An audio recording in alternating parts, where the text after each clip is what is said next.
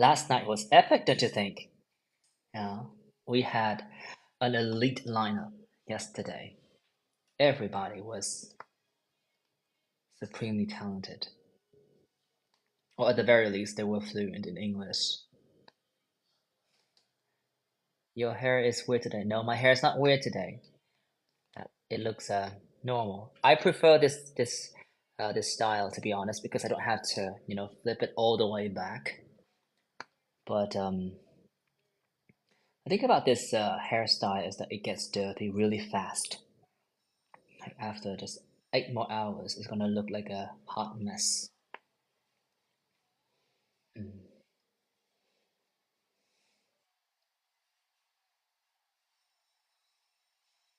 I feel like I want to sneeze.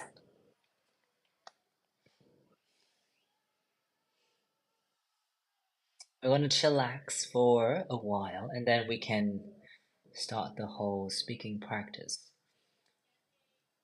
Mama is back at home, so can't afford to speak a Vietnamese word, or else she'll understand what I'm talking about.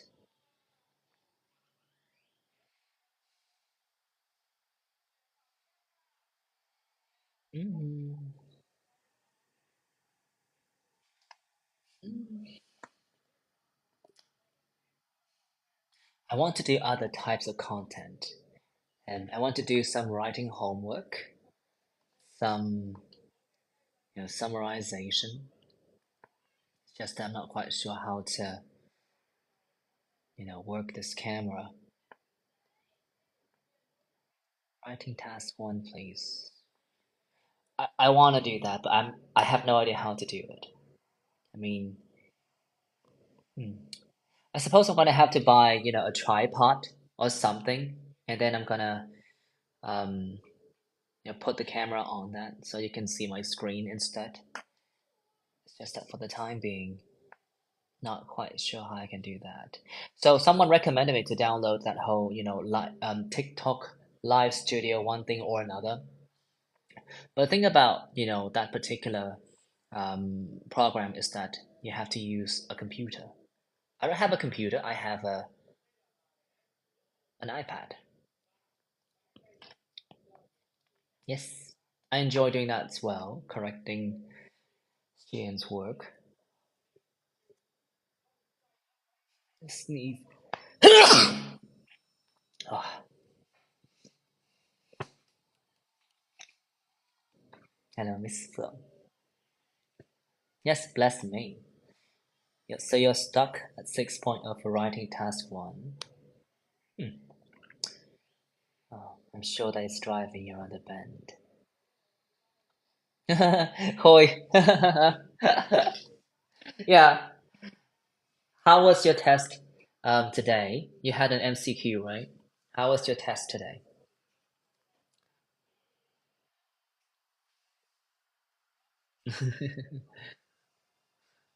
Hoi. Normal. I heard that the test was hard. There were many confusing questions. Hoa Bách, Hoa Bách failed. Ah, I want to talk to him tomorrow. The thing about, my science students is that they tend not to be that supportive when we have classes together, but they seem to be particularly interested in the kind of madness that I'm participating in on social media.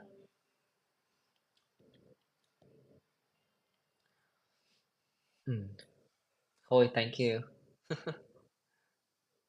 Are you inviting your friends to hop on? Hoi, are you inviting your friends to hop on? Can you ask Hill to hop on this session? Because I want to know what exactly um he did yesterday. Essentially, he skipped our science sessions in the name of revising for the test. I wonder if he actually managed to do something like that.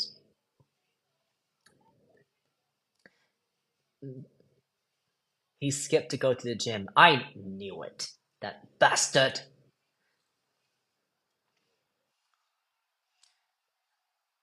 Oh, people, we're gonna do a speaking session. It's just for the time being.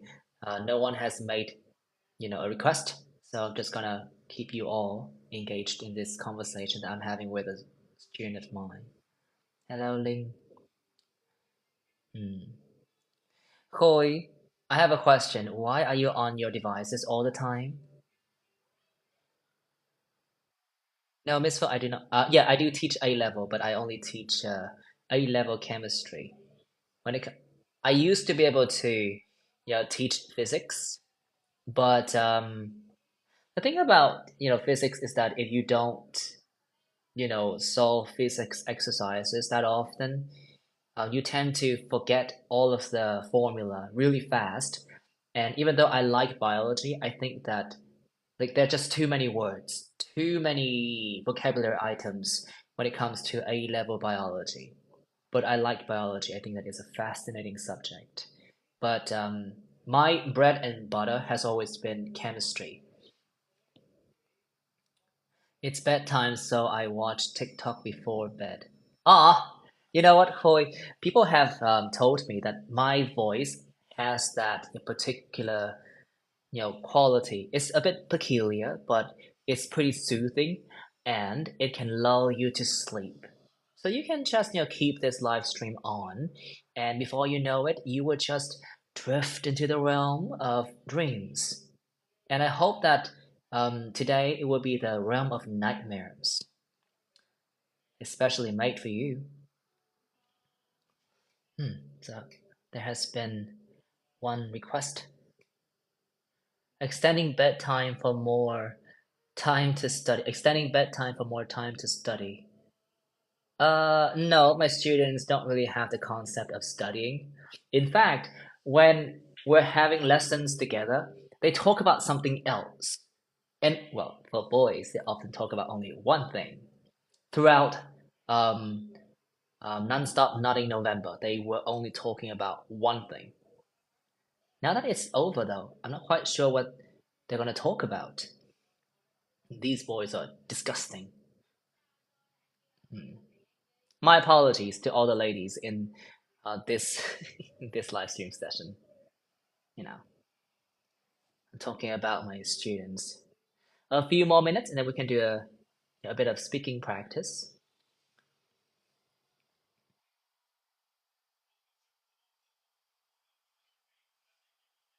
Oh, hello, NFAT37. Hello.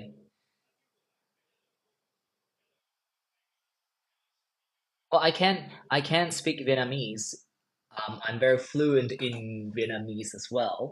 It's just that my mom is in close proximity.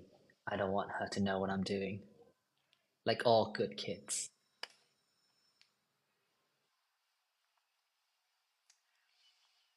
Mom is blasting her TV. Huh. She has this thing with with her TV. She has it on throughout the entire night, and that cacophony is like driving me around the bend. It's so irritating. But it's comforting for her. The other day she got it fixed, and it broke down again. I felt like this TV was on its last leg, so I wanted her to buy a new TV, but of course she didn't agree to that. She wanted to have things her way, so she kept on calling people to patch it up, and it's on again. But I expect that based on the quality of the images, it's very likely that the TV is gonna break down after a few more weeks. Hmm. Ling, I have a question. Were you here or were you there yesterday when the lineup was epic? Were you there? Right? I mean, everybody was so lit.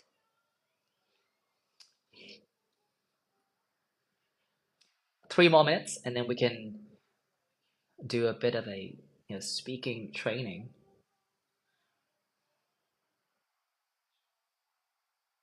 Chị sao sắp 9.0 cho xin việc 9 chấm đây thầy.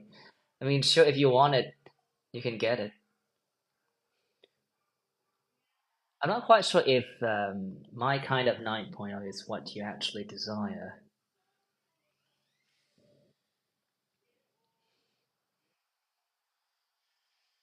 Mhm.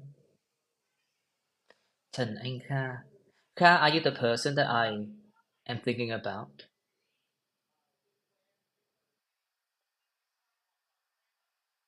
Kha, I'm talking to you. Wow. All right, we still have a few more minutes to chat. What are you up to these days? Are you still in Cambodia?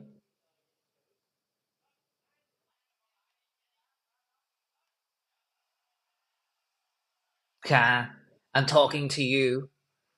Are you still in Cambodia? Still working in Vietnam? Didn't you go to, Cambodia or somewhere a few months ago?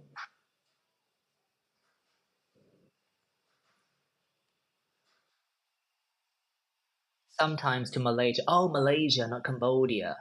Cambodia is the country where lots of people are tricked, you know, to go there for work, and then they have to be rescued by the police. Malaysia, that is. Okay.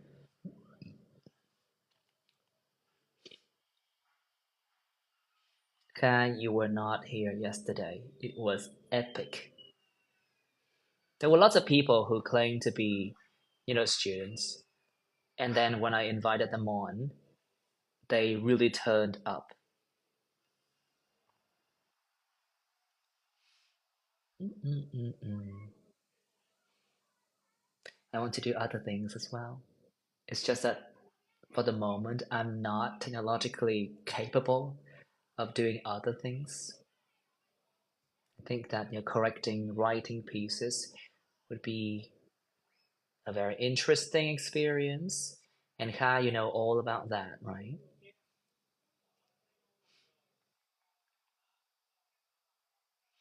Okay. I think I can put one person on first. And if you feel like you're ready, I can Yeah, also join. yeah. Oh, hello, Ling. Oh, your name is not Ling, right? Your name is Hiền. Ian. It's Ian. Yeah. Thank Ian? you. Yeah, yeah. Okay, I remember you. You are special. Because I was one of the first person, yeah, Hmm. before you kind of blew up. Yeah. This is not me blowing up. This is not the kind of thing that I resonate with. I'm thinking about, a stadium full of people, let's say 50,000 people. This is not me blowing up. This is me respiring. Yeah, like yeast. Okay. All right, so what do you want to do today? I guess you can give me a speaking mock test. Yeah. That's a bit much to ask. Perhaps a few speaking part one questions Yeah, and a yeah. few speaking part three Yeah, questions. that's what I meant. Yeah, for sure. Yeah, no, not an entire mock test. Mm, right. Um, I like Cambridge books, so I'm just gonna stick with the questions that I can find there. I do have to say that when I was younger, I was fixated on, going through questions in the forecast, but for some reason I decided to, drop that habit a few years ago. And now when I, prepare for my speaking test, if there is one, what I do is that I just go over some of the questions that I prepared for in the past. Hmm. To kind of get your brain ready for the test, kind of. Yeah, I like retracing the steps. It Yeah, just feels so reassuring. yeah. Like, there's certainly that thrill of, stepping out of your comfort zone and expanding your territory, when you do new questions and new topics. But like in the past, I'm not quite sure about the number of topics that are predicted to, come up in the test. But in the past, oftentimes, there were collections of like 50 topics. And I would do my very best to prepare for 49 of them.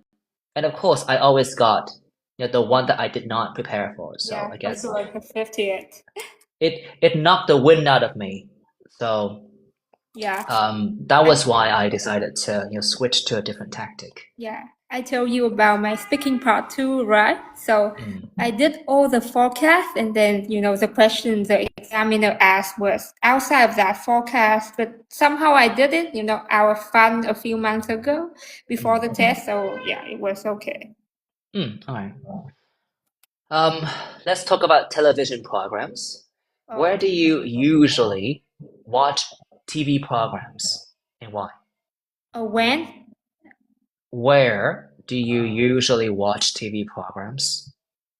Oh, I guess everyone watch TV programs at home, right? Who doesn't?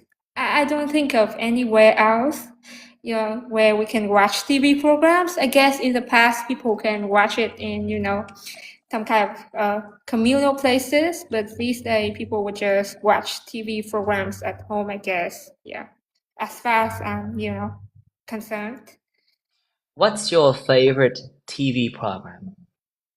Oh, I'm not sure if this is considered TV programs, like TV shows, I guess. Yeah.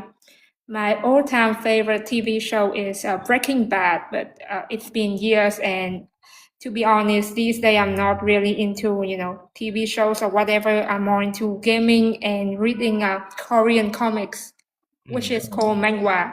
Yeah. Mm. Do you think that you will watch more TV or fewer TV programs in the future? I guess I will watch, fewer and fewer TV programs in the future, because nowadays, as I told you, I'm more into gaming, and also because nowadays, whenever I have free time, I would just mindlessly scroll, on TikTok instead of, try to find a movie or a TV program to watch. Okay, let's continue. In the next part of the test, I'd like to discuss with you one or two general questions related to something that you have not talked about. Let's talk about choosing work. What kinds of jobs do young people not want to do in your country?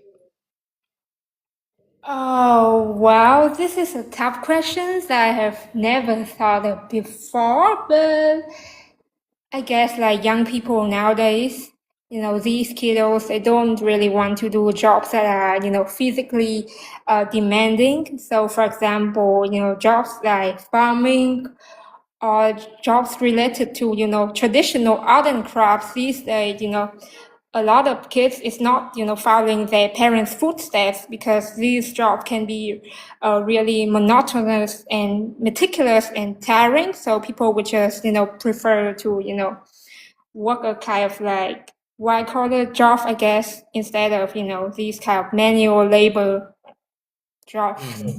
Do Yeah. you think that this situation will change in the future?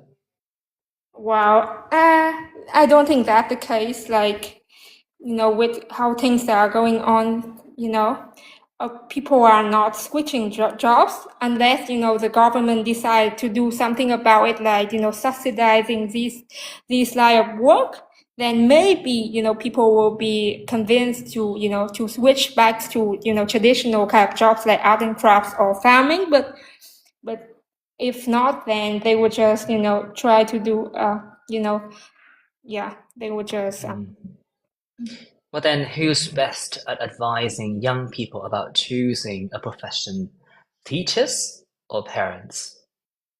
well, to be honest, I don't think, both are good candidates for, advising, the younger person. I think if a younger person is looking for career orientation, they should seek help from a like professional instead of, parents or teachers. But if I have to pick one, I would say that teachers may be a little bit better because like they know more about the children abilities and what the person is good at. Hmm. I hope so. Okay, that's it for today then. Um, do you think that the questions were hard? No, I think they were like typical and not too easy and not too hard, but I didn't perform well for sure. Okay, so um, what exactly was sort of like unsatisfactory for you?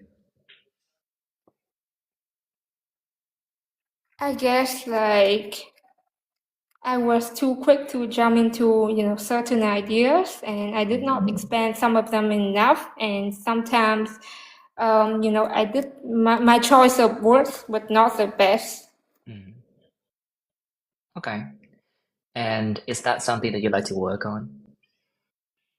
Yes, I would like to, work on that in the future and try to improve. Yeah, Okay. clear. Well, personally, I thought that your answers were coherent for the most part. I mean, I understood everything you said. Although, a couple of times I did have to make a conscious effort to actually focus on your answers. So if you can facilitate my comprehension, that will be for the best, right? There were a couple of like unnatural word choices. For instance, at the beginning you said, "I don't think of anywhere else." The more natural phrase would be, "I can't think of anywhere else," right? Where people watch TV programs. And towards speaking part three, I felt like you started making a few more mistakes in terms of word choices, but the meaning was, still pretty clear. So, well, for me, it didn't really have that much of an impact. But I noticed that in speaking part three, you started to rely heavily on fillers. Like you said, one too many times.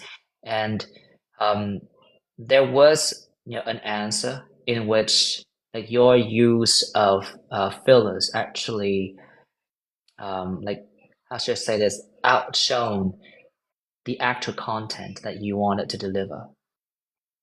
So again, I think that this should ring a bell for you because a few weeks ago, not a few weeks ago, just a few days ago, I did tell you that you tended to abuse fillers, right? And you should probably, cut down on these words and focus more on the content that you're trying to convey. I assume that one thing that you can do to, take your answers to the next level is that you can think of more specific examples, although that's not always the easiest thing to do, right? The problem with like trying to draw examples is that you definitely need to have some sort of knowledge about what you're going to say. And I guess that's why you were, I guess, more prone to, talk in just like theoretical reasoning, providing reasons and results and things in between. But I do believe that one of the best ways for you to sound more natural and also tap into your vocabulary bank more is to think of specific examples and also try to build that habit of not relying on fillers. There's nothing wrong with it, but I thought that you sort of exploited them a bit too much. Okay. Okay, thank you. I will try my best. I guess I was like sweating like crazy, like somehow. Yeah. Any question? Guess I have no questions for today. Yeah. Okay. Thank you. Oh my God. Sorry for the disgusting sound. All right. I guess I can invite someone else. Yes. Yeah. Hmm. Well, there is no one else. Okay. Chloe, Chloe, TikTok is recommending me to call you up. I don't assume that you want any of this.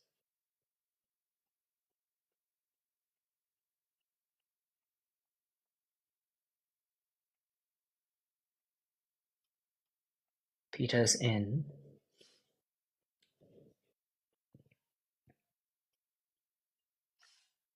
You Hello. can leave now. Okay, bye. Have a great day. Or what's left of it. Hi. Ellie. Yeah, yeah.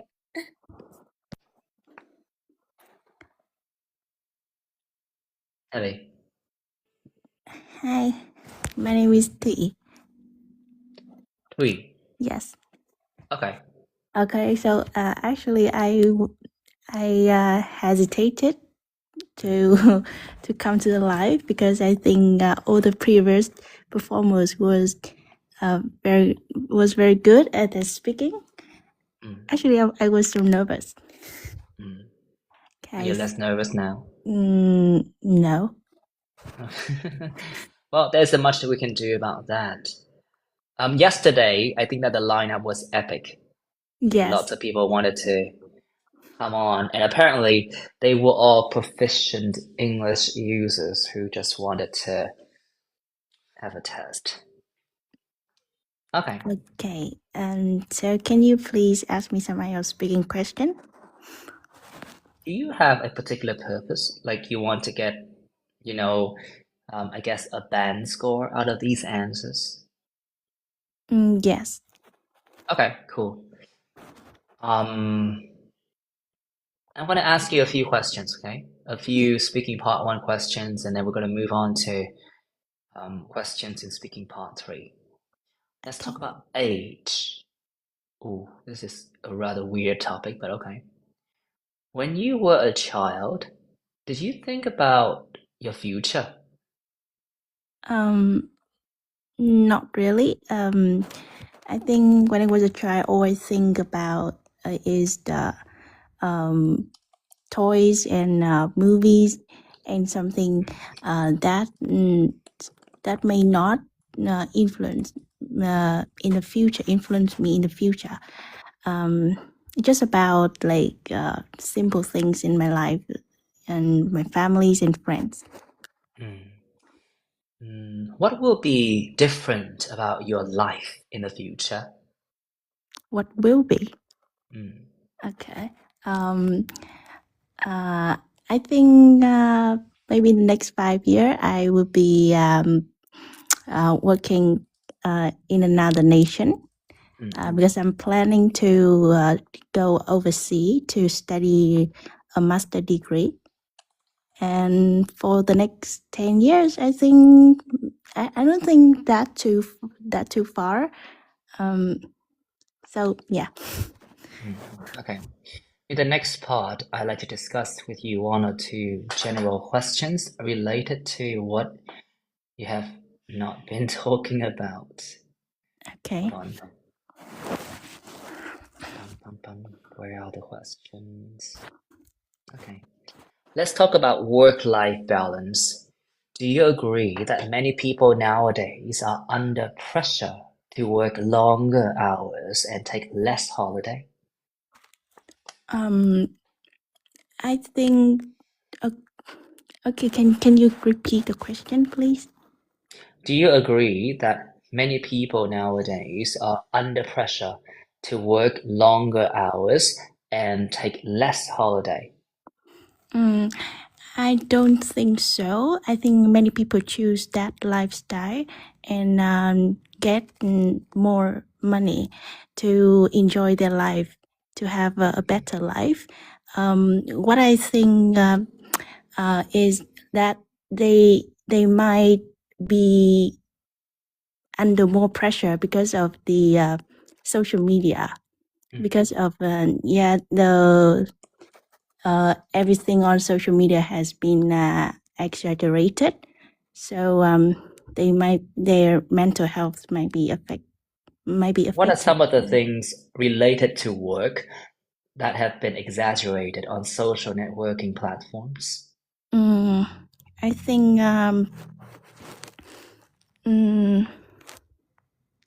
so. I think it's mostly about the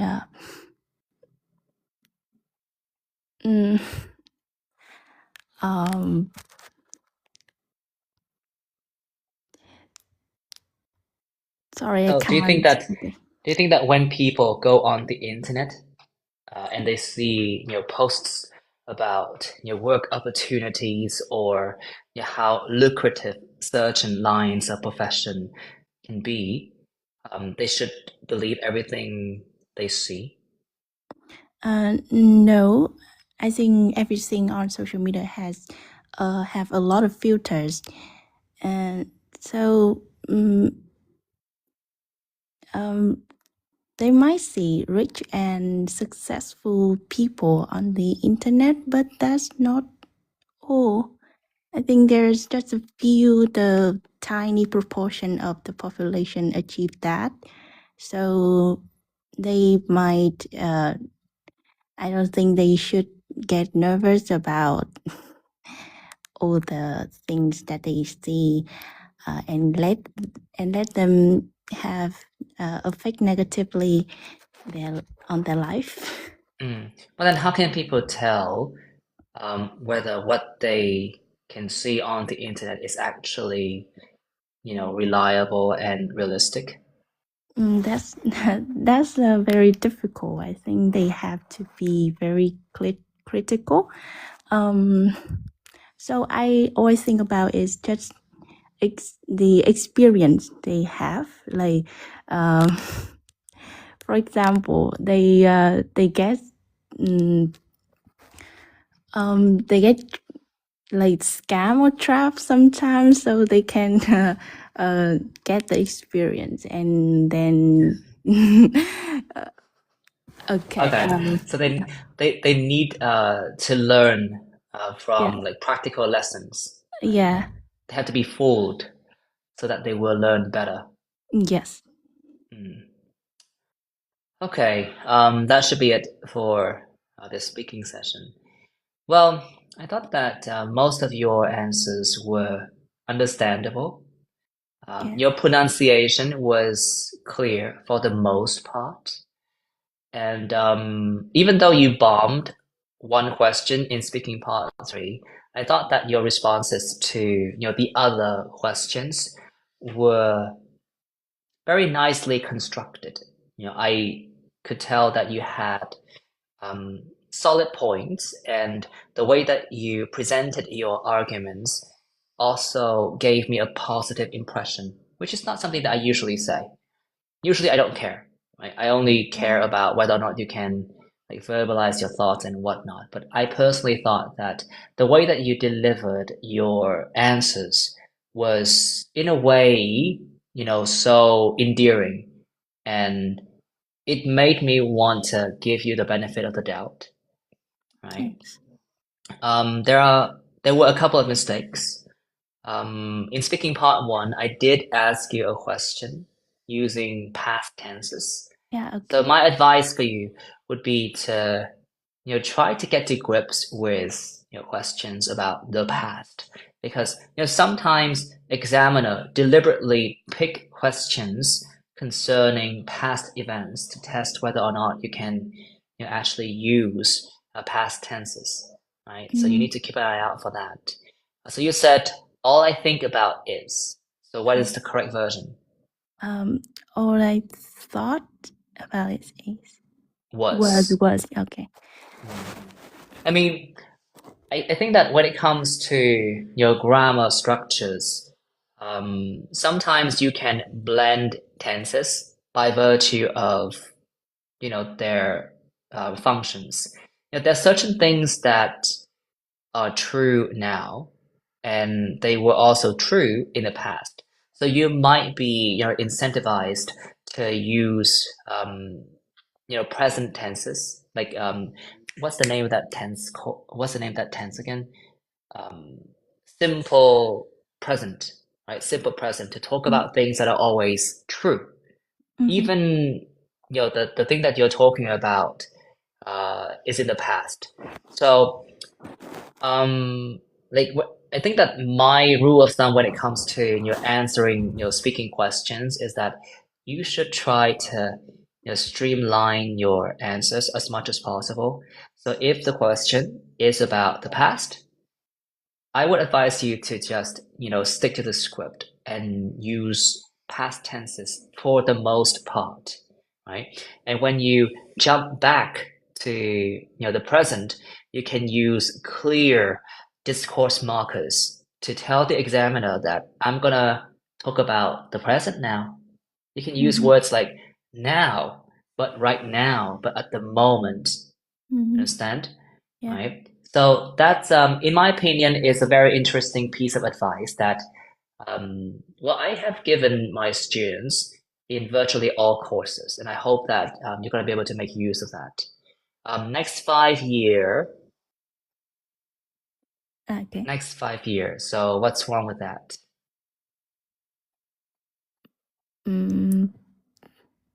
I Next 5 years, right? With the S at the end. yeah. The same thing Listening. the same thing for go over sea. You have to say go over seas with Yeah. the S at the end, right? So, um, yeah, in speaking part one and also part three, your answers were understandable for the most part, and I thought that your extensions were so lovely. It's just that, some of your word choices weren't as accurate as they should have been. Mm. Okay, that's all. Any question? Okay, so I just want to ask for my band score right now because I've used to I used to get a 7 in speaking test, but it has been a long time. I I didn't speaking like this, so I would want to ask my exact band score right now. Can you I would say estimate? that for what you did today, I would give you a 6. But it was mostly because, first of all, you did bomb one question. You did not actually address it. And you also couldn't really move on from that question. So, like in the test, if you're given your questions that are like beyond your domain of expertise, or you feel like you're completely out of your depth, you should tell the examiner just that. Like, I'm not quite sure how to answer that question because of my lack of experience. Understand? Um, because of that particular response or the lack thereof, I don't think that you're necessarily a 7 now, but you can, get in shape by, practicing more regularly.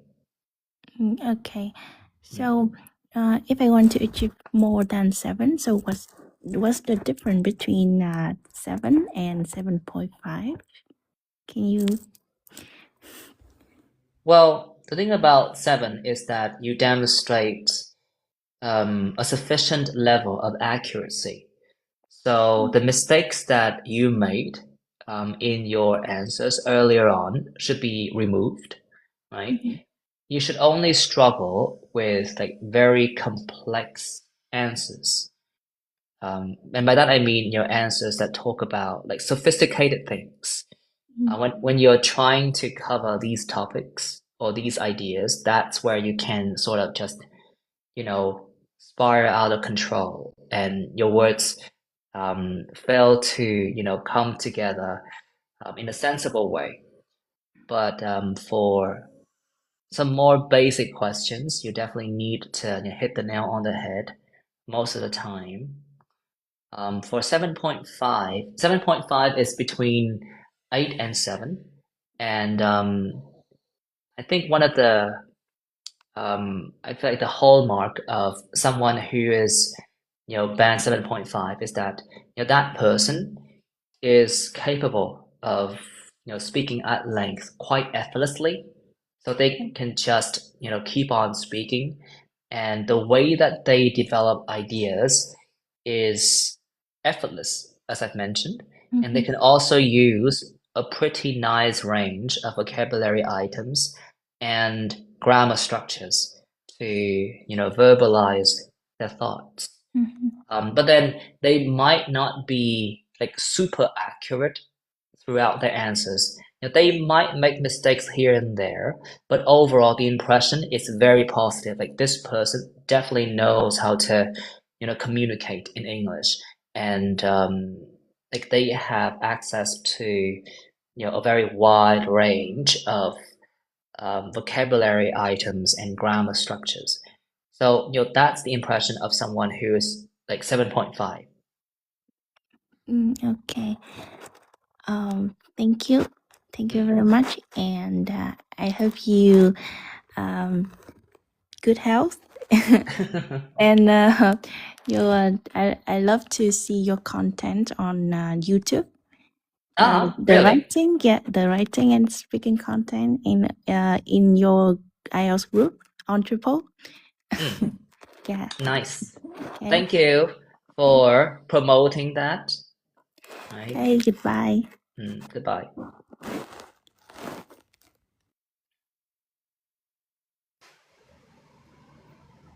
Hello. Hello. Who Yeah, are you so and what do you want? I'm the one sending you messages this morning, and I want you to test my level. So I have been teaching for a while, but most of the time I would use Vietnamese, and I work with beginners. So yeah, it's been a long time since I last used English, like all the time. So let's do some part 3 questions.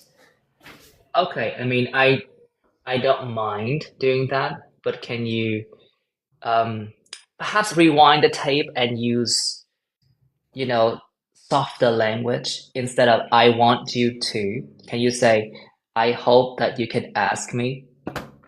Yeah, sure. Yeah, please do me a favor. Yeah, can you ask me some part 3 questions and give me feedback? And also, I really admire your ability to sprinkle in lots of idioms when you speak. I have trouble remembering those idiomatic expressions, especially when I have to think about, like logical reasoning. In IELTS speaking part 3, I tend to not use any idioms along the way. And I know that it's a very important criterion when it comes to scoring a high band score. Okay. Do you realize that along the way is an idiom? Yeah, you use Okay. a lot of idioms, and you use them very naturally. And I don't know how you do that, but that's really admirable. I'm not quite sure if a sentence that I'm willing to share, but okay. I want to ask you a few speaking questions, but you want to focus on speaking part 3, right? Do some part 3, 2 or 3 questions. Okay. Let's talk about. We're gonna milk this topic down to the bone. Let's talk about work-life balance. What is the impact on society of people having a poor work-life balance? Well, I think those having poor work-life balance tend to perform their job poorly.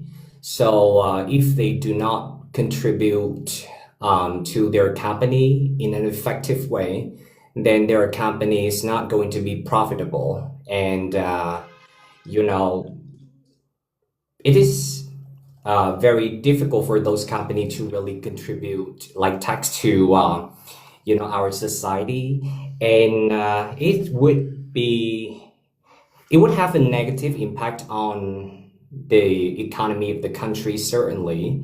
And also those having poor work-life balance tend to experience lots of stress. So if they have mental health issues, they might have to visit hospitals more often. So that could be a burden on the healthcare systems and also on their family members. Could you recommend some effective strategies for governments and employers to ensure that people have a good work-life balance? Well, I think information propagation is a very effective way for people to understand the importance of having work-life balance and how to achieve that. So the government can spread information on social media platforms. They totally have the power and the capacity to do that. They can also have more TV programs advising people how to balance between work and other aspects of their life so they can be more mentally happy and fulfilled. and so they can perform their work more effectively.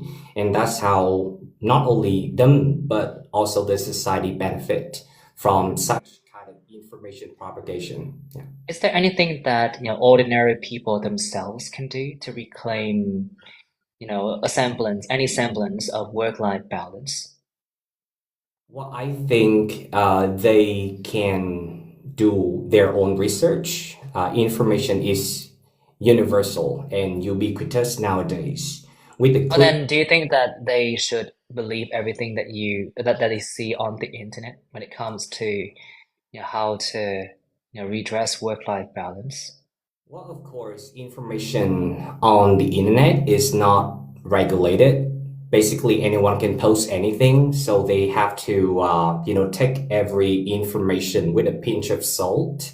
I think it's kind of important, and from a young age, they should be educated at schools. So yeah, the government can also do something about that. Maybe they can work on the education systems and incorporate those kinds of self-help lessons into the systems, more workshops, so young students can understand the importance of filtering information and work-life Thank balance you. as well.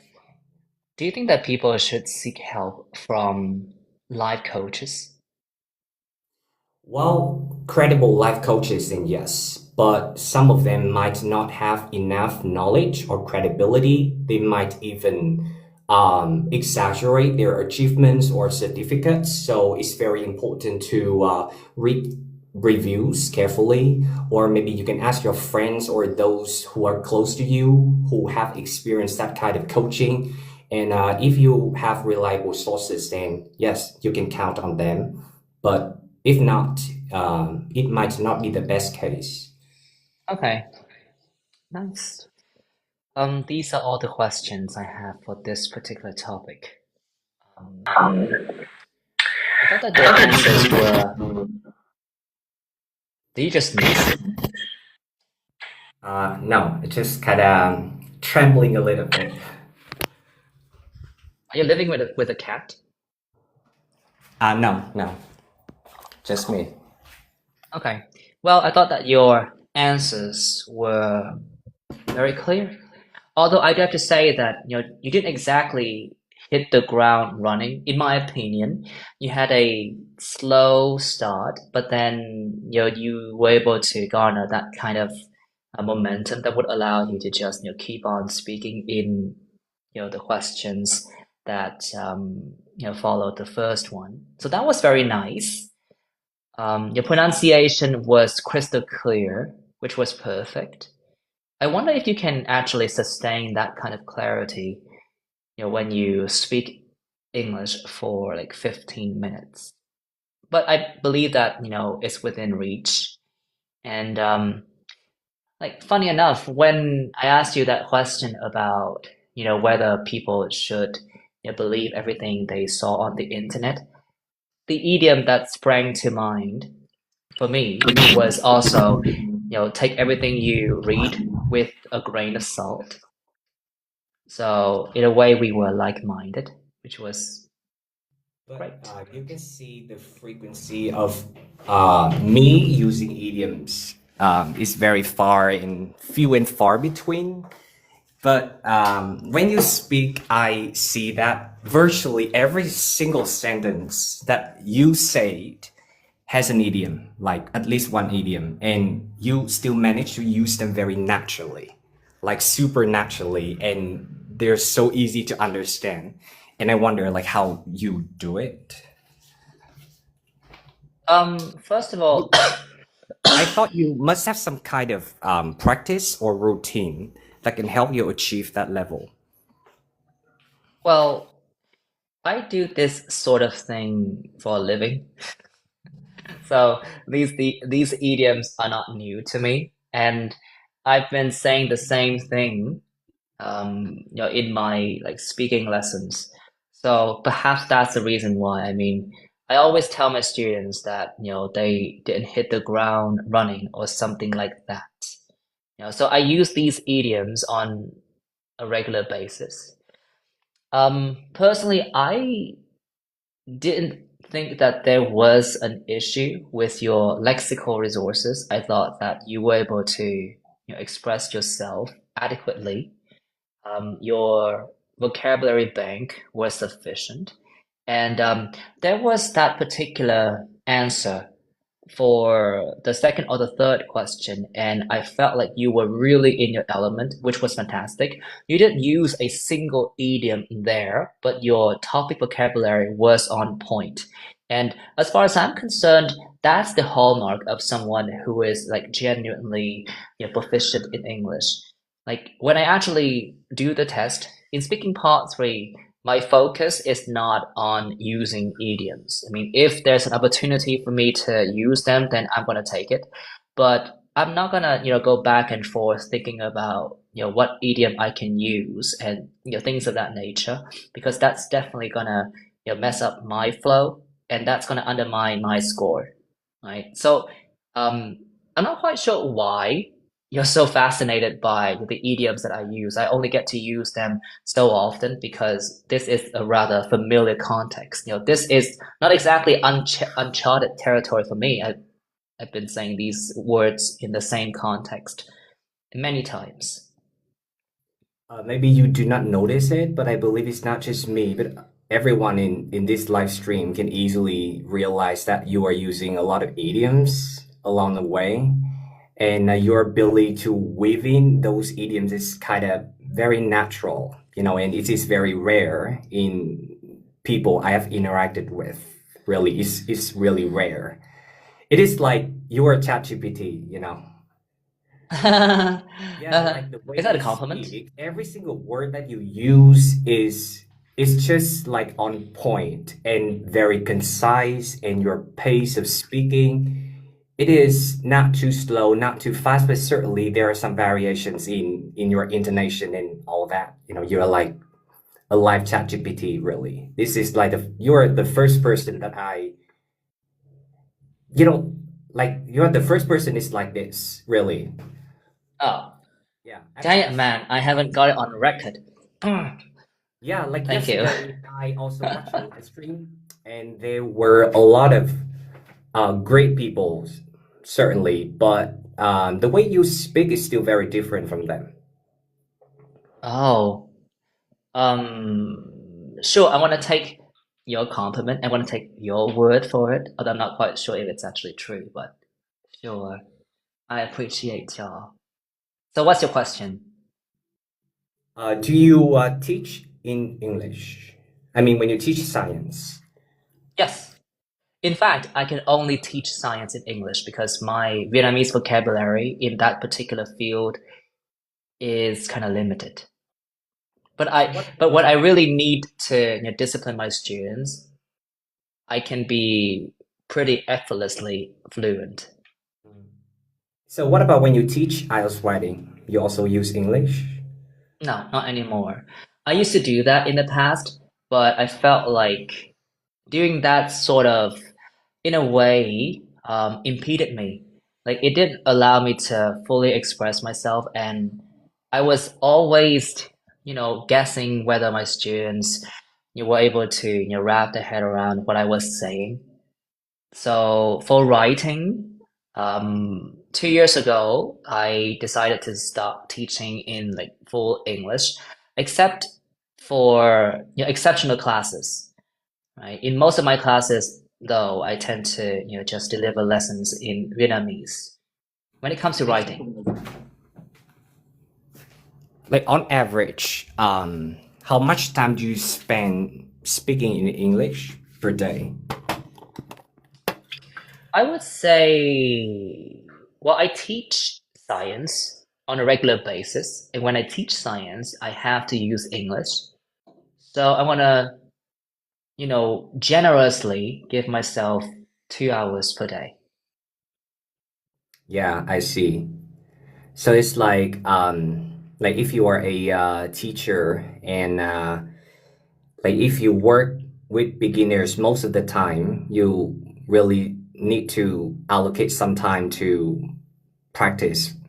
Yeah, I think so. Like my case. because like if you use Vietnamese most of the time, then your speaking ability will eventually wane over time. Yeah, and I I agree. think yeah. So let me guess, you are a teacher and you tend to work with students who are more on the foundation level. Yeah, exactly. So I teach like from very like the basics. Yeah. Oh, okay. Well then, that's something I can get behind. I mean, like this is a very common misconception. When people hear that you teach English, they naturally assume that, your English abilities will just, make that linear progression towards higher levels of, proficiency. When in actuality, Is it because of the fact that you don't really spend a lot of time like communicating in like full-fledged English, because like you have to break your like complex sentences down, and then you have to explain words using simpler terms. So instead of communicating to the best of your abilities, what you have to do as a teacher is that you have to learn to break down very complex concepts, and that eventually will have an impact on your overall proficiency. I get you. I get you. And one more important thing that I realized is that I used to speak very fast actually, Mm. but the last time I took the test, I spoke very fast, partly because I was nervous and it was not a good performance. So pace like yours is way better. You don't have to speak too fast, so long as the way you speak is clear and concise, is way more important than the speed. Hmm. That's an odd thing to say. Nobody has ever told me that I speak in a concise manner. They say that I tend to spin a yarn for no reason. Like I tend to, just go off on a tangent and talk about things that are somewhat related to the original question, but like I tend not to, focus on like hitting the nail on the head. But okay, I mean, apparently you have a different opinion about that. Oh, no, yeah, to me, you are very concise. Like, no word is redundant. Oh, Yeah, well, I every mean, word is there for a reason. So that's really admirable. well, sure, whatever floats your boat, I guess. See, another Okay. idiom. So, Yes, I like that idiom a lot. I actually learned it today. I still learn idioms on a regular basis. It's just that for me, I think that for you as well, learning idioms at this point is something that we do on like autopilot. We don't actually think about it. mm, Or maybe not you, just me. Then again, I don't know.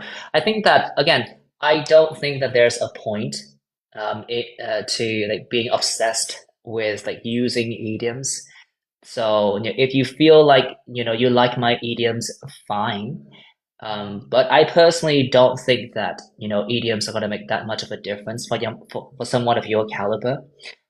But then I do think that learning new words is a positive habit, and I think that after a certain level, um, it's something that you're supposed to do effortlessly. You're not supposed to count how many idioms that you have learned because it's something that just comes naturally to you. If you have to go back and forth about the idioms that you have learned, then perhaps it means that you're not ready to hop on the next level.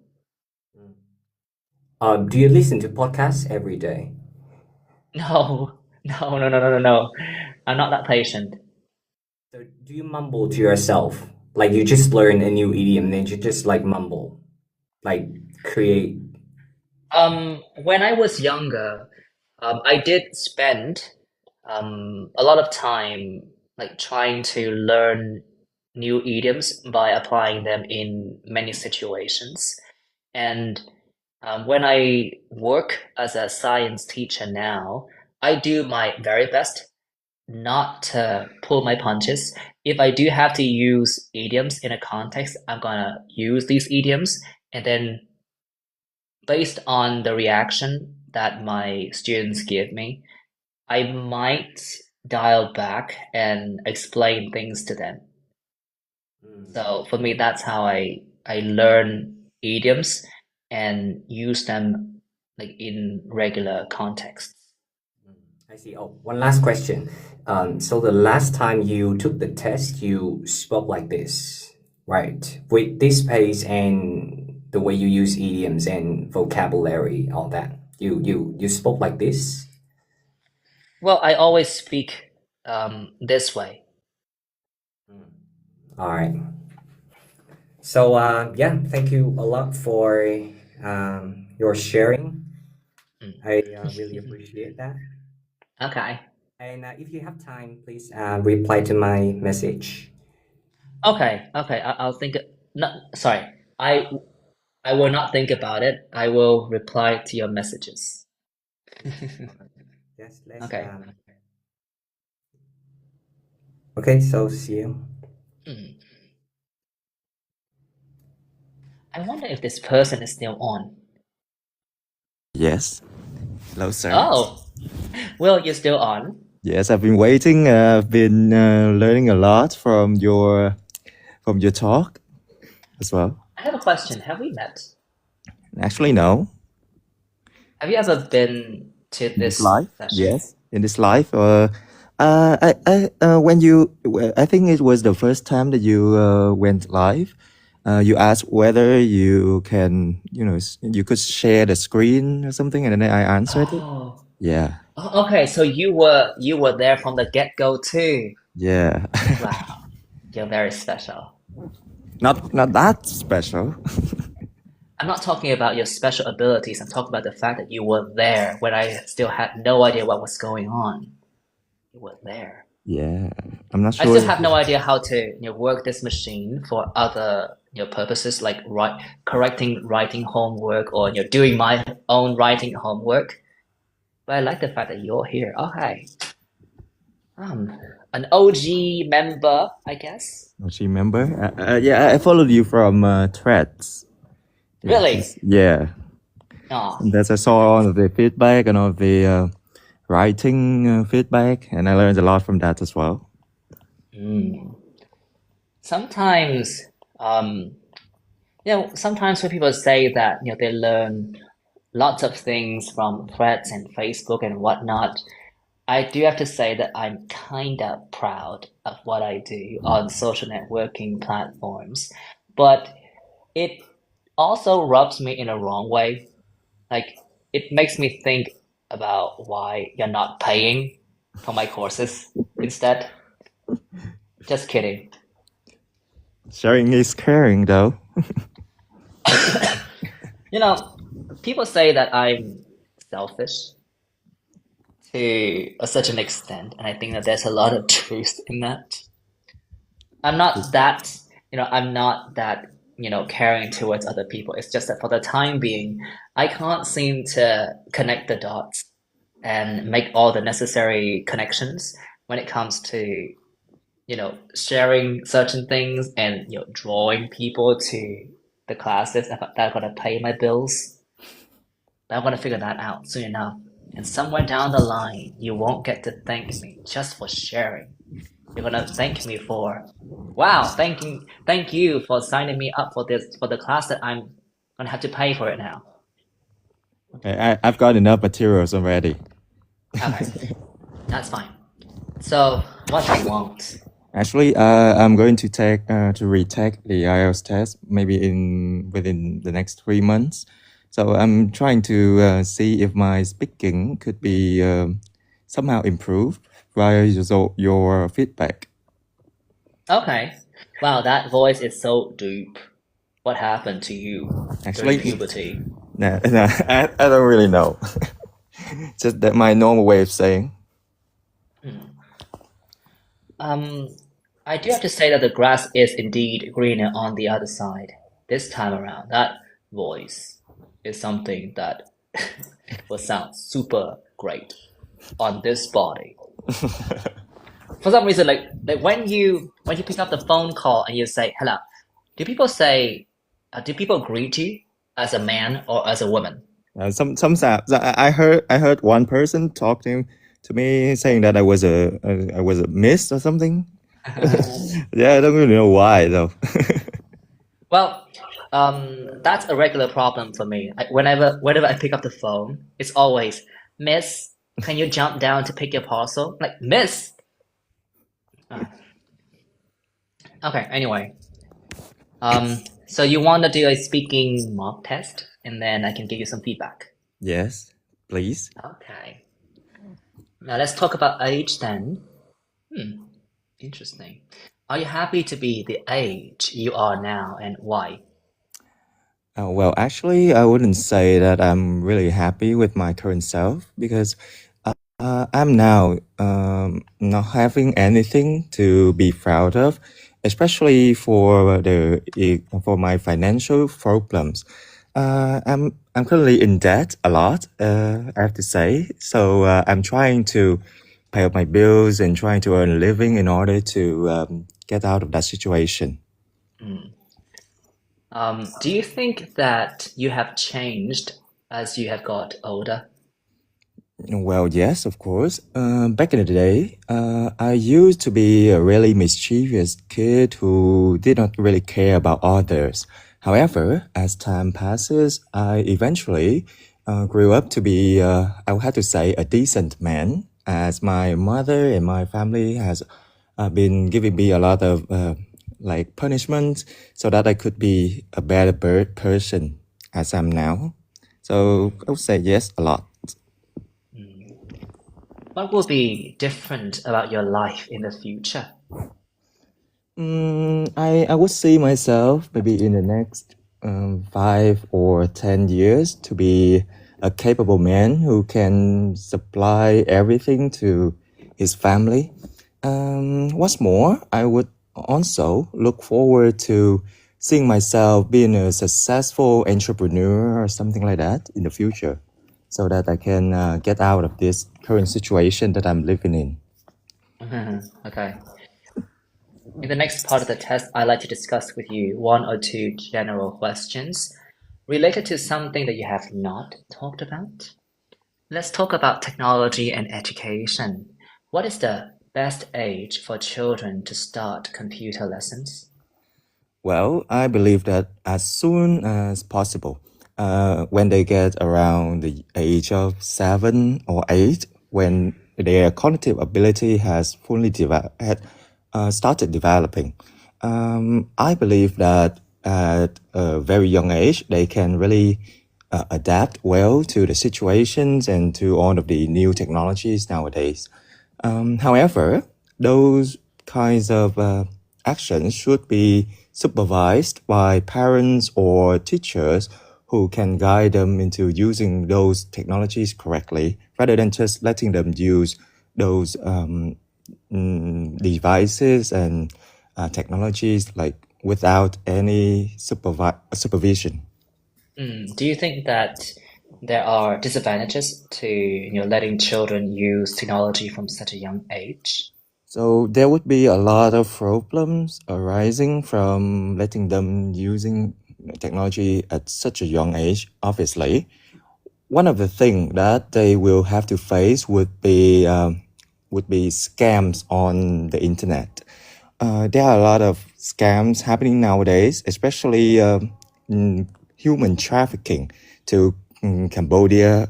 So without like adult supervision, they would may Thank you. But then, eventually. how can we safeguard children from these threats? There would be multiple approaches that we can apply. The first thing would be to educate them, and this would need the connection from the government as well as the schools that they are currently studying in. When children are provided with like sufficient knowledge regarding safety on the internet, they would eventually stay away from all of those scammers and frauds that are happening on the internet nowadays. Nice. That's it for your session. That's it. Wow. I do have to say, throughout your entire answers, I was like, damn you. puberty was too good for you to have that voice.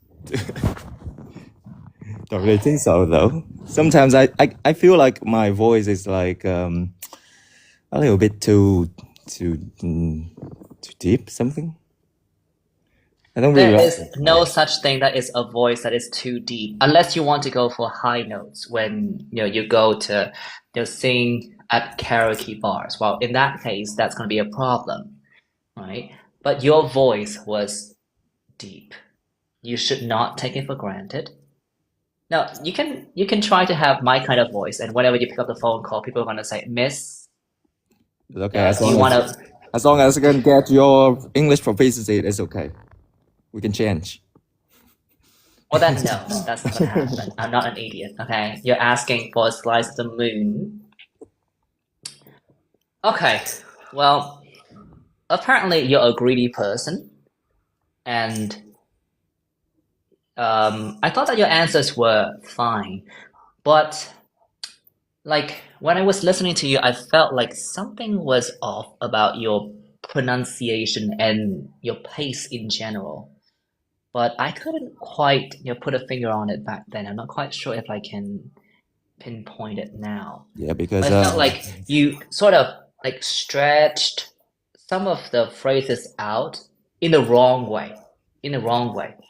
So I would recommend you to focus more on chunking. There's nothing wrong with your pronunciation in terms of like individual words. Well, they were clear for the most part, but I felt like, your pace was just weird, right?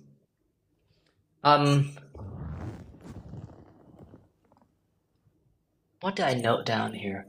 Proud of. Can you say proud of again? proud of. Proud of. Okay. Right. No. You're thinking too much into it. I just wanted you to repeat what I said one more time. Proud of. Proud of. Okay. So you're clearly capable of producing connected speech, which is fantastic. Mischievous kid. I noted down the word pace here. So I assume that when you talked about the fact that you were a mischievous kid when you were younger, there was something wrong about your pace. Can you do that again? Like when I was a kid, I was kind of mischievous. When I was a kid, I was kind of mischievous.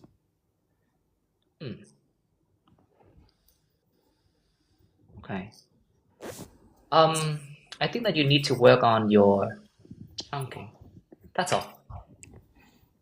Okay. So because normally, actually, in the whole part, I was just making things up and trying to think as I speak. So all of the things that you guys have heard up until now, it was just lies and makeups.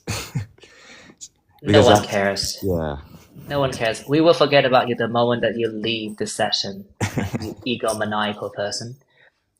No, I don't think that there was anything wrong with your content, and also people don't remember you like that. Yes. But I think that you definitely need to you definitely need to work on your pacing and your chunking. Your speaking style reminds me of someone that I talked to yesterday and also a couple of days ago. Like you clearly possess the ability to just keep on speaking, which is a good thing, right? It's just that, when you read the IELTS band descriptors, you'll see that there's always that line of like hesitation to prepare for the next what now? Hold on, let me have a look at the band descriptor. Have you had dinner? Actually, no. Really? I only Are you have that lunch busy? up until now. Yeah, not actually. I don't really have the habit of eating late at night. No, I mean, I'm talking about dinner. Have you had dinner? No. I don't really have dinner at all. You don't even have dinner at all? Yeah. Are you skinny? No, I'm checked. Wow, that is an arousing thing to hear. And the fact that he has um that that I learned this word many moons ago, that euphonious voice is just, another twist of the knife into my fragile ego. Oh my god. Okay, hold on. Okay, here. Any hesitation that occurs is used only to prepare the content of the next utterance and not to find words or grammar. So when it comes to fluency, there is that particular aspect of hesitation. You do get to hesitate, but you need to do so to prepare the content of the next utterance. So if you want to have like the next utterance, you must chop your sentences into sensible groups of words, right? But when you were speaking, I felt like you had this proclivity to just drag things out in a rather unnatural way. So that's the first thing. And for pronunciation, for band 8, here, use a wide range of phonological features to convey precise and or subtle meaning, can sustain appropriate rhythm, flexible use of stress and intonation across long utterances. So you clearly were able to produce long utterances, but your rhythm was slightly inappropriate. I just felt like, you stressed the wrong word, or something like that. Yeah. That's all. You remind me of someone, and I think that a few weeks ago I also told him essentially the same thing I'm telling you right now. I think that there's something wrong with your chunking and the way that you stress your words, but I can't quite pinpoint the problem for the time being. Yeah, that's all. Any Yes. question? So maybe if you were you to estimate what would my potential be if I were to fix all of those problems? All? Almost all. 8. 8. Okay. So actually 3 months ago I got a 7 for all of the criteria. So I was like I don't really know how to say it, but I was extremely shocked back then. Yeah. Why were you shocked? Yeah, I didn't really think that I would get a 7 only. Like I was preparing a lot for the test, and I thought that when I was inside the test room, I was performing quite well. I used like a lot of phonological features. I did stress where I needed to, and then I did also kept my fluency, kept my like lines going and everything. But eventually, I got only a 7 for everything, literally. Did it drive you around the bend? When you got the result, did you go out and start punching the air? Now I just screamed in my room, like ah. That's how you scream. No, because I'm living like in a rent, so it's not really appropriate to scream out loud during this time of day. I do have to say that even though you're shredded and you have that sort of euphonious voice, your inability to scream, it's kind of like a minus in my opinion. A minus what? I can scream though, but not here, not now. Okay. Well, a 7 was obviously less than what you thought that you would get. But well, I guess in a way that was a reality check for you. But at least for now, you know that okay, you're 7, right? And now you need to take things up a notch to get that 8. I feel like you need to work on your chunking and the way that you stress your words. But I'm not quite sure what is wrong here. I mean, sorry, I can't be of further help because like you have the same issue with some of my students, and I've been telling them the same thing. Like, I think that you have ticked out all of the basic boxes. It's just that there's something weird about the way that you pace yourself. So perhaps you can try shadowing. Okay, I'll keep that in mind. But shadowing can only take you, that far. I mean, that far as in like 7.0. You're already 7.0. So it's something that you do just to retrace the steps, and then the rest is like something that you have to figure out by yourself, which is daunting. Oh, Really. wow. For someone of your caliber and that's still a 7, it means that you're in a phantom zone. Oh. Well, tell me when you can get out, okay? Okay. Right. Okay, That's so it for thank today you. then. So thank you Bye very bye. much. Tu Đức is here. Tu Đức, aren't you supposed to be, doing something or another?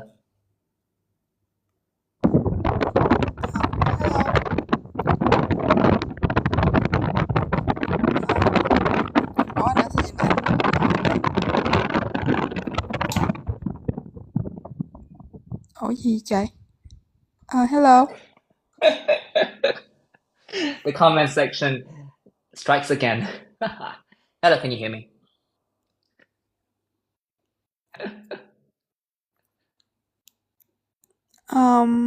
Mình đang làm speaking test đúng không anh? Yes. Hello. Hello. I Um, was flabbergasted by, the sound on your side. People said that, there was, a rain of bombs on that side. Was there a rain of bombs? no, it's I was just washing my hair and have my fan on. Sorry for to everyone in the comments. Don't apologize to them. They will forget about you. You need to pay attention to me. Oh, Okay. all right. So what do you want? A speaking session? Well, so I take the test, the IELTS test in 2023. No, sorry, 2000. Sure, Oh no, 2023, fine. 2023. Yeah. And I want to take the test again. Previously I got a 6 for my speaking, And? and I mean I'm aiming for maybe a 6.5 or a 7 this time. Okay. So I guess I can ask you a few questions and I'll see what you can do. Okay. Also, before we continue, I'd like to shout out to Mr. Đức here. Tu Đức. Tu Đức is hold on, let me get the statistics right.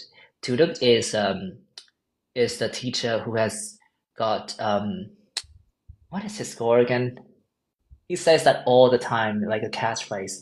He's got 990 lần 26 điểm TOEIC. À đâu, nhầm. Sorry, Ivy, let me just roast him for a moment.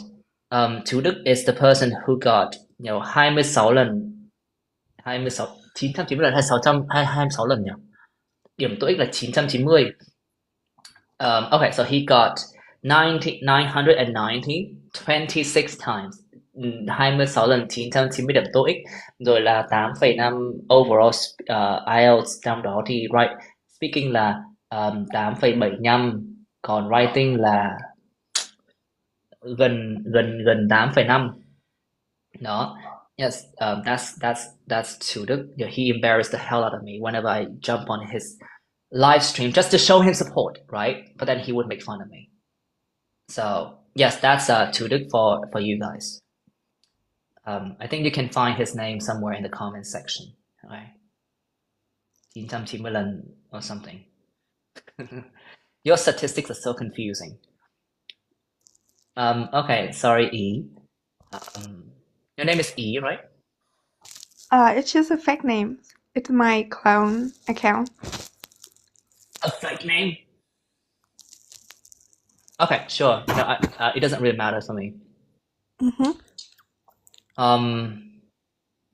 Let's talk. Now, let's talk about trees. Are there lots of trees where you live? I live in Ho Chi Minh City now. So I would say they're more apart compared to my hometowns, but less tree.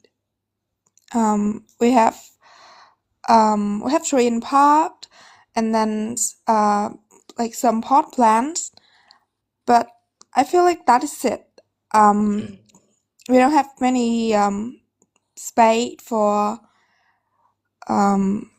tree to grow freely like my hometowns. Do you want to grow some trees on your own in the future? Hopefully so.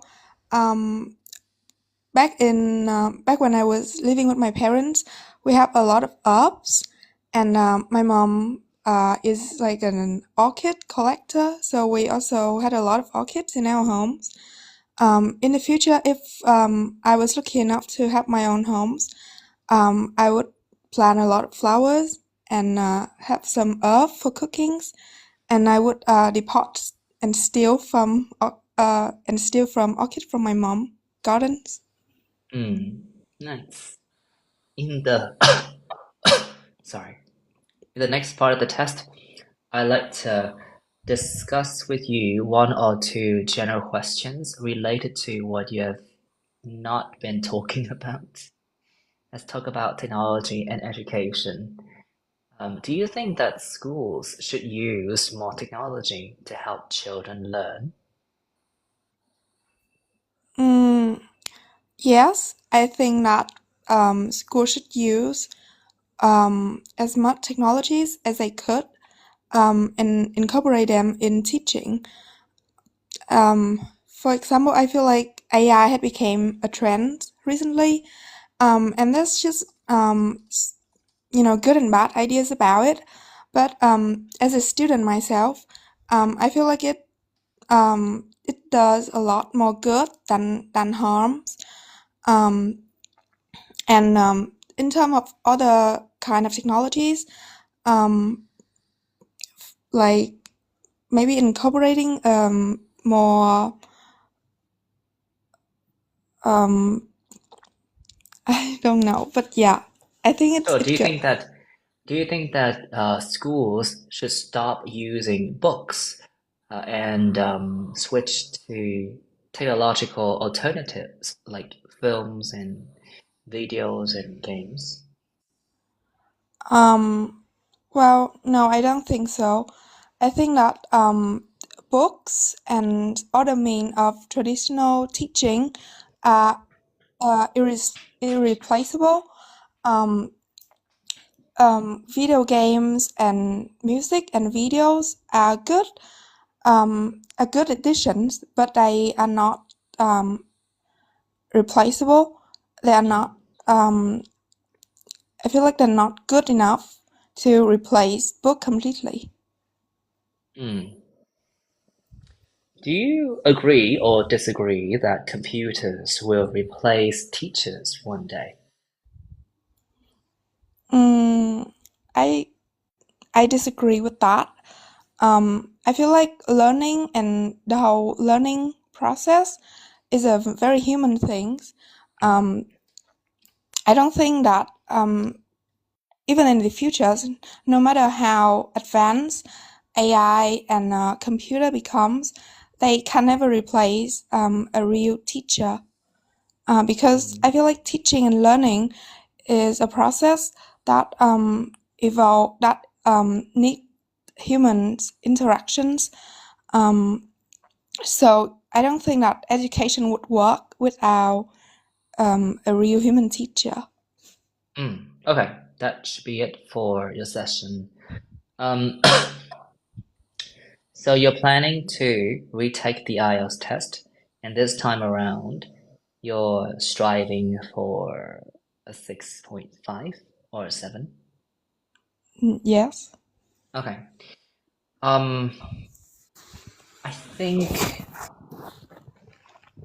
one of the good things that you are able to do quite effortlessly is to extend your answers, in various ways, which is, a wonderful thing when you take the speaking test. But, since you have already done the speaking test once, you sort of know what you're gonna get when you enter the test room, right? As opposed to you just keep on speaking.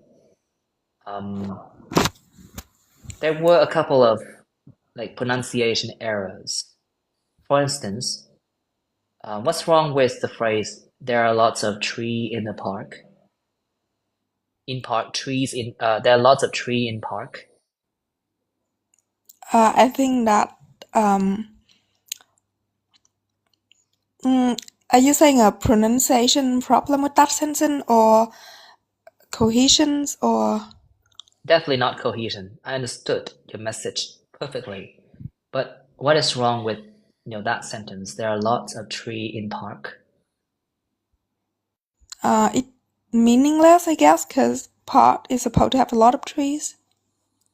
No, no, no, no, no. That the meaning was fine. I have already confirmed that with you. So what's wrong is the fact that you need to say there are lots of trees with the S. Lots of trees in the park. Or you can say parks. If you have many parks, that's fine. But it has to be either the park, in the park, or parks. All right? Now say that again. There are lots of trees in the park. There are a lot of trees in the parks. Okay, so you managed to cover the S for trees, but you dropped the S for lots of. Let's do that one more time. There are lots of trees in the park. So S in a lot and in trees. No, a lot would be no S, but you said lots, so it has to be lots. All right. There are lots of trees in the park. Nice. Two more times. There are a lot of trees in the parks. No. If you say the, that should be the park, not the parks. All right. Can I say it again? Just believe me, I promise you there's a point to what I'm doing right now. Repeat that. All right. There's a lot of trees in the park. One more time. There are a lot of trees in the park. One more time. There are a lot of trees in the park. Okay, good. So, you see, I asked you to repeat, and the point of repeating is for you to polish your sentences. And that's a very important habit that you need to have when you are training to get a higher band score. Because after band 6, your range is taken for granted. And by that I mean, after band 6, you're supposed to, say a lot of things. You're supposed to use your many types of words. You have to use idioms, you have to use phrasal verbs, you have to use collocations, you have to use uncommon words, so on and so forth. Okay? Lots of words. You have to use various grammar structures, right? You have to use past tenses, you have to use future tenses, you have to use complex sentences.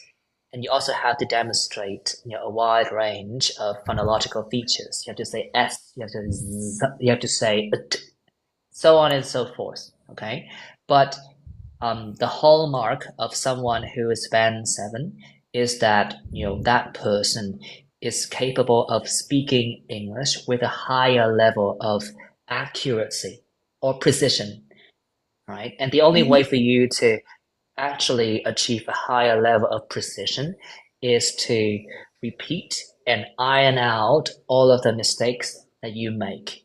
So through that particular example, what I wanted to show you was that, when you repeated what I said for the very first time, you were uncertain, right? And then when you did it for the second time, you made 2 mistakes. Understand? And then I needed to point out that these mistakes for you so that you would be able to repeat, for the third, for the fourth, and for the fifth time. And in the last 3 times, you were able to hit the nail on the head, right? So that means that you do possess the potential to get to a higher level, but you have to be more critical of the way that you deliver your sentences. You have to be more precise. Because for the time being, you're already capable of speaking English. Do you understand? Yes. You might be limited in terms of lexical resources in certain topics, but after band 7, I'm gonna take it for granted that you're gonna learn new words. You're definitely gonna learn new words. You're gonna, learn new ideas. You're gonna learn new idioms. You're gonna use even more complex structures. Do you understand? I'm gonna take it for granted, and by that I mean you're gonna do it. You're gonna learn new words on your own or with the help of someone else, but you definitely need to polish your sentences. You need to work on your precision. And as you can see, if you don't stay vigilant, you might repeat the same sentence 10 times and still make 10 mistakes. Yes. Right? So that would be my advice for you. You also said, spade. There is a lot of space with the S at the end. Yes. All right. Can you say that again? There are lots of space. There are a lot of space. No, there is a lot of space, or there are lots of space. There is a lot of space. There is lots of space. Sorry. No, one more time. There is a lot of space. 2 more times. There is a lot of space. Nice. You should try to deliver the same sentence with more confidence and more conviction. There's a lot of space. There is a lot of space. Good. Yeah, so for me, that is the most essential thing that you need to bear in mind when you prepare for the speaking test. I'm not saying that you're gonna ditch all the things that you have learned thus far, because that would be really unwise. You just keep on doing what you have been doing, learning new words, learning new grammar, learning new ideas, talk about more topics, do all of these things. Just that it's just that you need to pay more attention to your accuracy as well. Okay? And try to repeat more. Okay. Yes. Thank you. Thank you. Oh. Okay. One more person then. Do you know how to leave? Okay.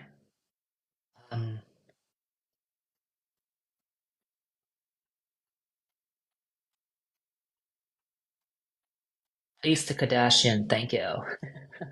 Yeah, I like Kim Kardashian a lot. In case you couldn't tell. Who should I call now? Should I call Marco? Oh, the username 1234. I wonder if I know this person, but he's not here. Okay. Call me. Right. Oh, sorry. I'm Oh, gonna call you after this. okay. Hello, Huỳnh. So I can leave. Well, it's okay. All right. I'm not. So you called out to me, and I catch the signal. Yeah. Who are you? My name's Nyang. Yeah, basically. I just got on here Nyang, like it's right? my first time. Yeah. Wow. Let me Are you just a turn off my Southerner? fan. Give me a second. Yeah. What you're saying? Are you a Southerner? Oh what? Like a foreigner? A Oh Southerner. yeah. I'm a Southerner. Yeah. And currently you're residing in? Ho Chi Minh City. Okay. Isn't it like hot as hell now? Yeah, you can say that it's basically scorching outside. Like just this noon, when I'm on my room on the second floor, like the walls literally radiates heat like a freaking oven. So I had to retreat down to my living room. It was Okay. that hot. Okay. Well, it's not something that I can relate to because Hanoi is making a rather clumsy transition to the winter. It's not super cold now. It's decently warm during daytime, but when the night falls, the temperature drops as well. Wow. That's all. Okay, so what do you want? Maybe a part three. Yeah, I mostly struggle with ideas on that part. How old are you again? I'm in my early 20s. Oh, okay, cool. Young, dumb, and broke, I guess. Very much so. Okay. Now, let's talk about technology and society. How much has technology improved how we communicate with each other? Well, I think that we've definitely come a long way from, our predecessor with the up and coming technologies of, like not up and coming particularly, but one thing that have been more prevalent nowadays is that FaceTiming, which is something that hasn't been around that long, but it definitely has taken the world by storm, especially through the COVID-19 pandemic. Now, those kinds of long distance communications has definitely been improved, and it has affected everybody's life around the world quite significantly, I would say. We are turning more and more towards like giving online calls, working from homes. And I feel like, well, on one part, it helps to, makes things a bit more convenient. But on the other hand, I also think that not sort of what I'm saying, sort of like diminish human connections to a certain extent. So I think there are pros and cons to it. I can't say which one is more than which, but I say that's my stance. Okay, before we continue, I'd like to take a moment just to embarrass Uncle Duke again. Duke is here. He's got like 990 times something or another TOEIC. Duke có khoảng 990 lần something TOEIC, and he also got like 8.5 for IELTS. Damn, You know, that's amazing. his resume is very impressive. And whenever I jump on his live stream just to show him support, he will make a point to embarrass the hell out of me. So I'm so delighted that I'm finally able to return the favor. Don't log off now. I'm bragging about you. Who is? Oh yeah, damn. Yeah, Well, that's Chuduk.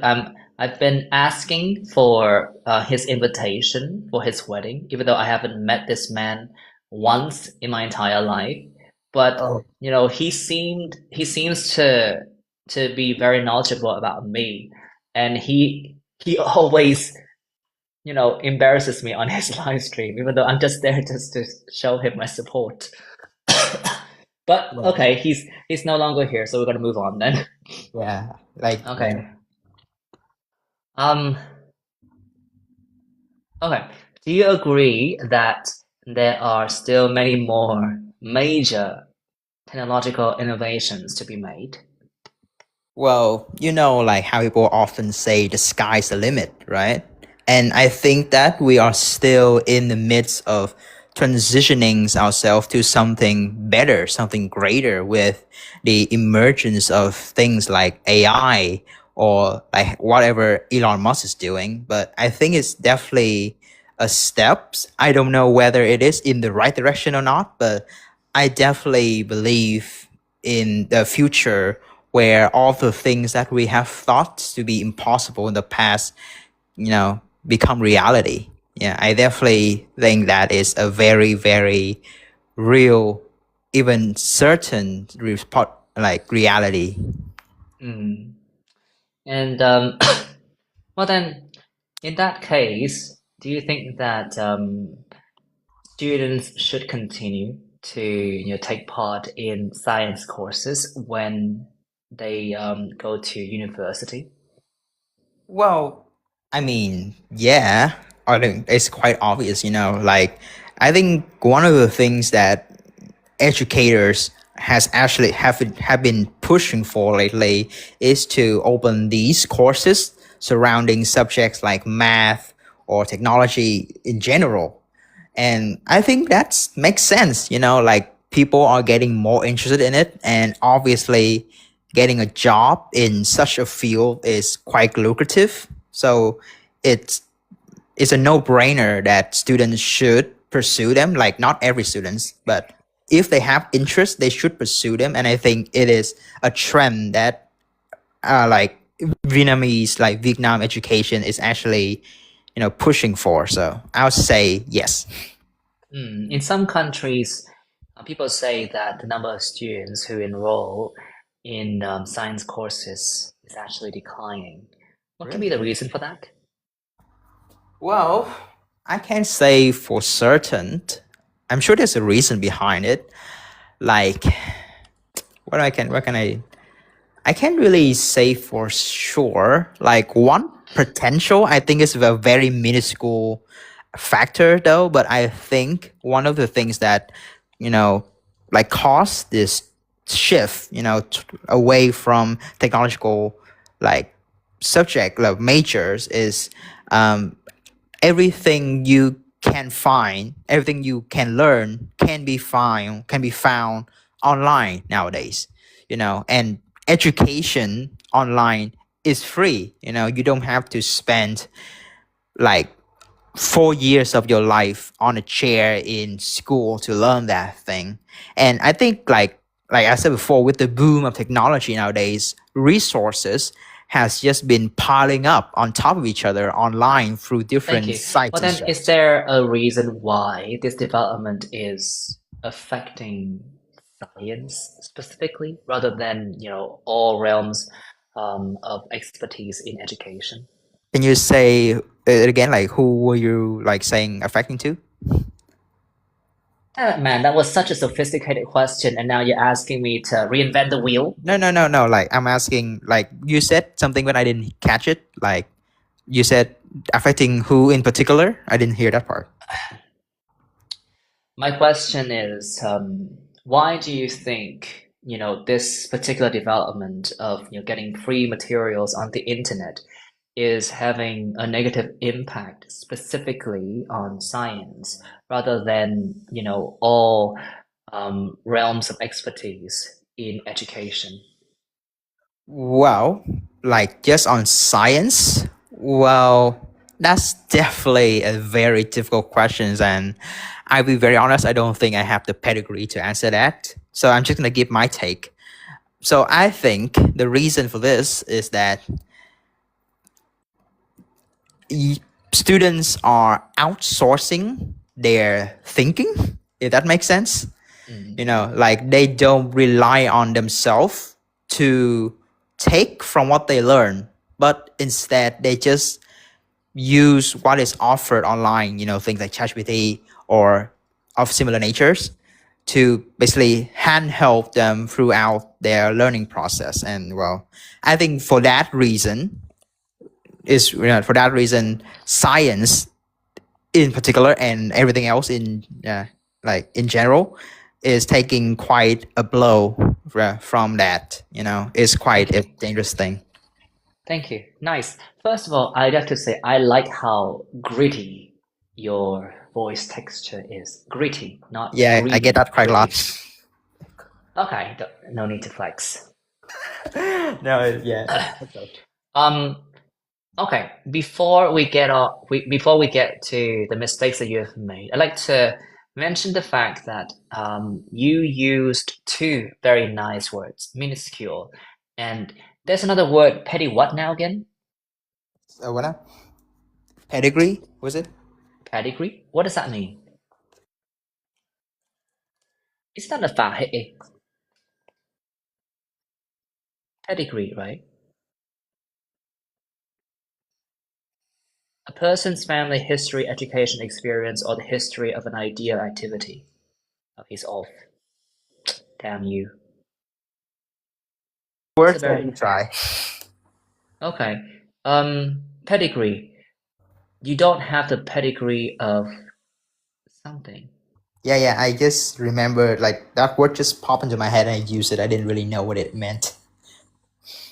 I don't assume that it's wrong. I just felt like But it I was though. personally I didn't have you know, I didn't have like a firm grasp of the meaning of that word. So that's why I'm asking you.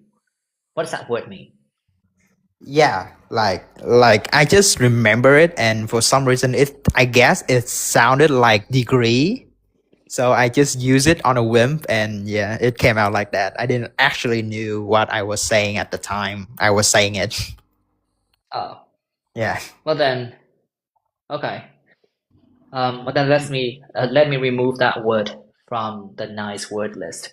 Well You then were able to use that minuscule word, which yeah, like was yeah. nice. Okay. I thought that your answers were fine. What exactly do you want out of this?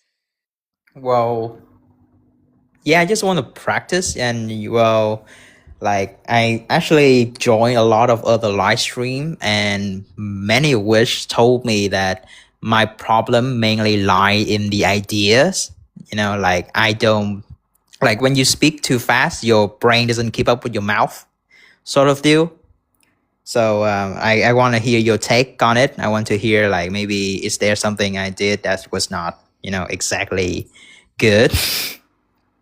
I thought that your ideas were perfectly sensible. I mean, these were nothing exquisite. All right, let me be very clear here. There was nothing super special about the ideas that you employed in your answers, Yeah. but I understood everything you said.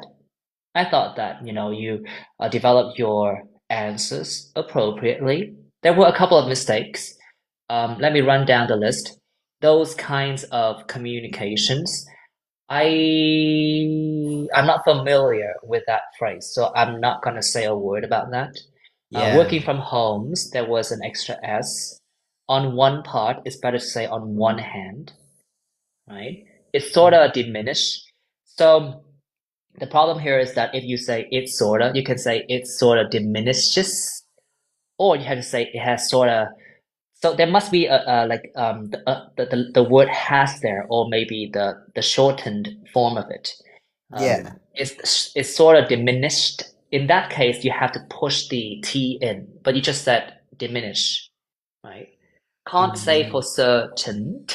There was an extra T, yeah. but I would consider to be a slip.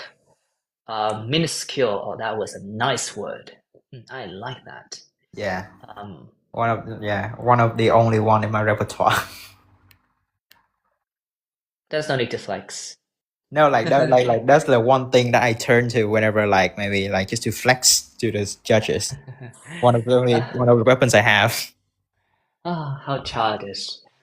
No, I'm not impressed by your vocabulary, okay? Yeah. I I adore Shania Twain. Shania Twain was the Taylor Swift of the music industry before Taylor Swift was Taylor Swift.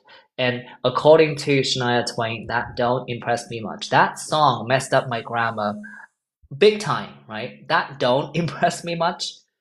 I bombed so many English tests because I worshipped the ground that she walked on. I still do.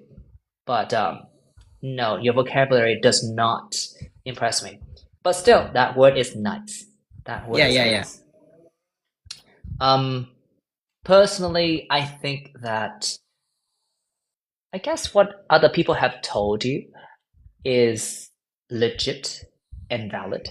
Yeah. I do believe that when you speak a bit too fast, you might not be able to connect your thoughts appropriately, Yes. right?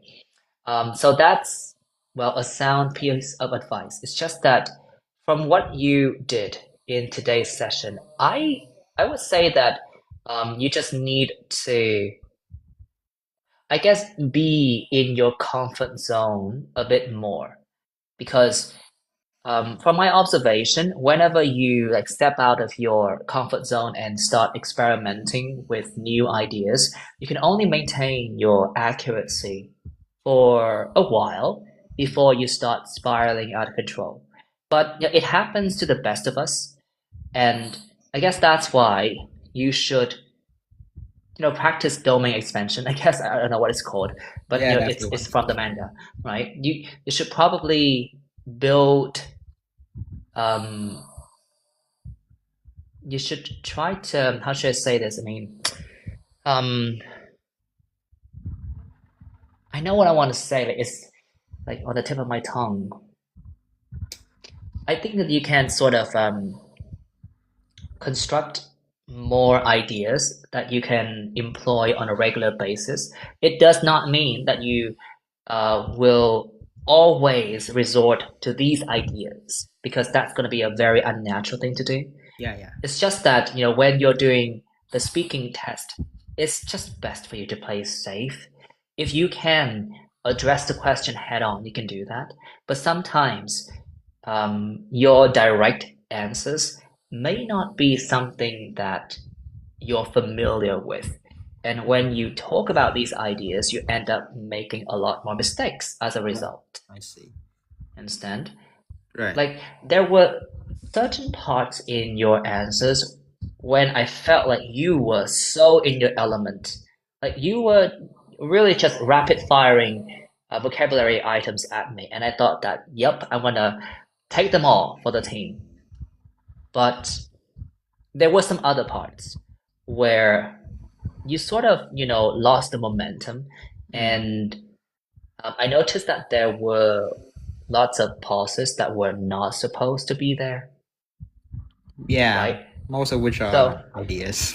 so my advice for you would be to always try to stay in, that comfort zone where, you can, tap into your like vocabulary and familiar ideas. It does not mean that you have to always return to these ideas, but for some reason, I just feel like, I would love to hear you when you're really in the zone because for me, that's an easy 8 or 8.5. But the moment you step out of your comfort zone and start experimenting with,